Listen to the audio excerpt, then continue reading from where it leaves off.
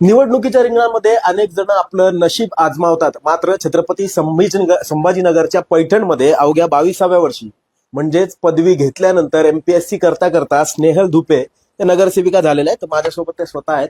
काय सांगाल, कसा काय असा अचानक निर्णय घेतला आणि लोकांचा कसा प्रतिसाद मिळाला? लोकांचा प्रतिसाद खूप छान मिळाला. जनतेने आमच्यावर विश्वास ठेवला या पदासाठी आणि तसेच सर्वांनी विश्वास वगैरे ठेवला.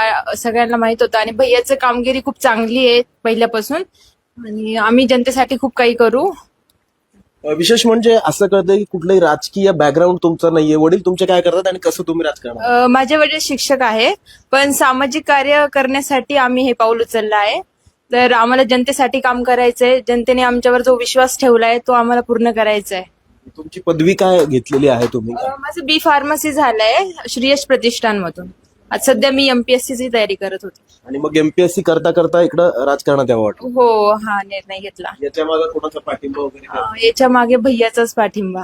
त्यांचे भाऊ सुद्धा माझ्यासोबत आहे. काय सांगाल की कशा पद्धतीने एक सुशिक्षित उमेदवार म्हणून तुमच्याकडे लोकांचा बघण्याचा कल? आता जास्त काही बोलू येत नाही, पण सर्वांनी प्रतिसाद दाखवला व युवा वगैरे सगळ्यांना.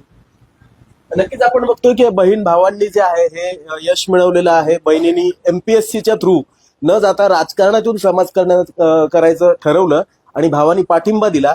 आणि आज या बहीण भावांनी कुठं ना कुठेतरी त्यांची ही परीक्षा सुद्धा पास केलेली आहे. आता इथून पुढचं काय भविष्य किंवा काय तुमचे ध्येय असणार? इथून पुढे आम्ही समाजासाठी सर्व काही करू. म्हणजे जनतेच्या जे काही प्रश्न असतील, जनतेचे पाण्याचे प्रश्न असतील, आरोग्याचे प्रश्न असतील, कचरा व्यवस्थापनाचे प्रश्न असतील, ते आम्ही नक्कीच सोडवण्याचा प्रयत्न करू. कारण की पैठण हे एक पर्यटन स्थळ आहे, त्यानुसार आम्ही जनतेसाठी खूप काही करण्याचं ठरवलं आहे. एमपीएससीचा अटेम्प्ट सुरू ठेवणार की कसं? हो, नाही, सध्या मी याच्यातच आता पुढे जायचं ठरवलं आहे. नक्कीच आपण बघतो की राजकारणापासून आजकालचे तरुण मंडळी कुठे ना कुठे दूर जातात, कारण सामान्यांचा हा विषय नाहीये असं समजलं जातं. मात्र एक शिक्षकाची मुलगी, सामान्य घरातली मुलगी राजकारणात आली आणि तिने इथं सुद्धा यश मिळवलेलं आहे. नक्कीच तुम्हाला खूप खूप शुभेच्छा. अशीच तुमच्याकडून समाजसेवा यापुढे घडत राहो. लोकमतसाठी अमेय पाठक, पैठण, छत्रपती संभाजीनगर.